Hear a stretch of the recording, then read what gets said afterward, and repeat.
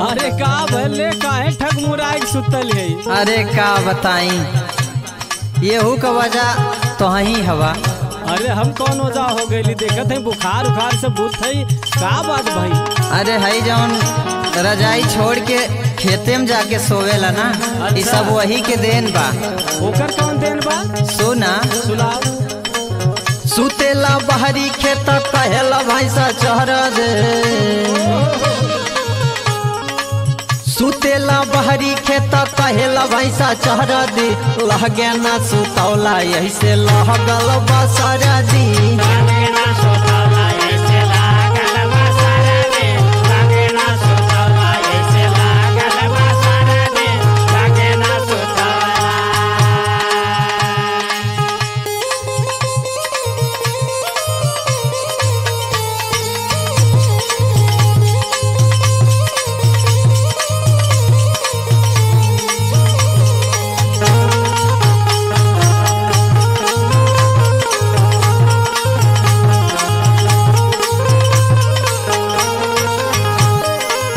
अच्छा ये बताओ बोला हमारे दैया में हीटर लगल का?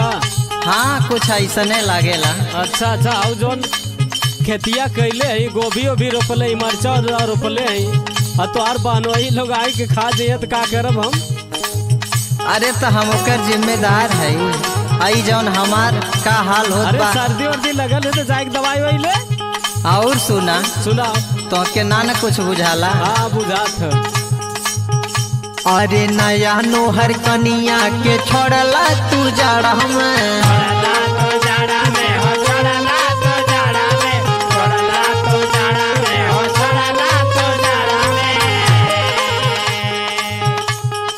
हम कठुआनी जाके सुतला तू आड़ा में।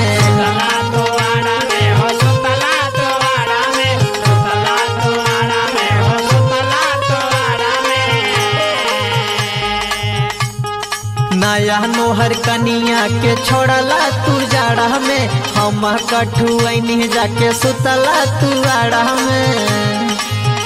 अरे मारल है बाजारा तेल करुआ हो महला दे। अच्छा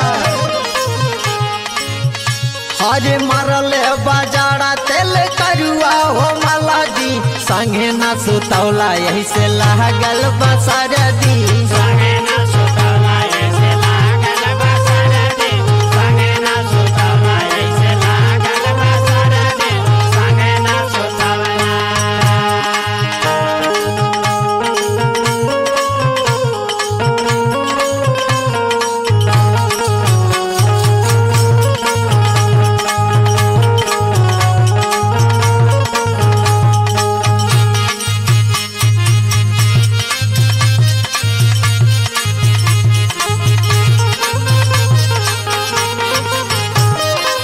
अच्छा एक बात बताओ बोला नैहरवा में अकेला सुतत रही कि केहू और सुतत रहे? अरे अभी है कुल पूछबा काहे ना पूछब तब ना ठंडी लगत रहे। और सुना अच्छा सुना। आदि तू पाती तू रहेला हट के।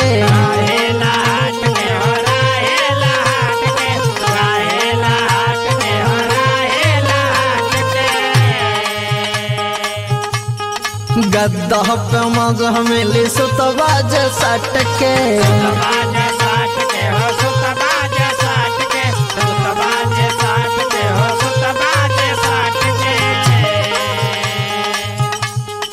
आदि तू पाती तू रहेला हट के। गद्दा पे मज मिली सुतवा जे सट के। अमर जीता देवरा बात करे रोज फरज। अमर जीता देवरा बात करे रोज फरजी। लगे ना सुतौला यही से चपल हम बसरा दी।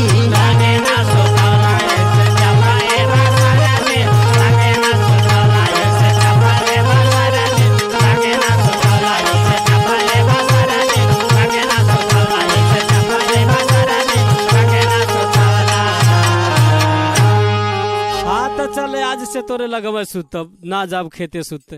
ठीक बा।